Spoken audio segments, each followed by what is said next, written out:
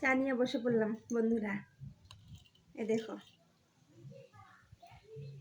এটা হলো ডালপুরি আর সাথে আছে চা, চাটনি, বাচ্চাদের জন্য দুধ। পুরা অত্যাচার করে, আর কি করব। বাইরে আছে, আসো চুপমারি, পাপা জলদি যাও। আমি খেয়ে নিই, পূজা টুজা দিয়ে আসলাম, এখন খাচ্ছি। তোমরা কি কি করো বন্ধুরা কমেন্টে জানাবেন। আমি তো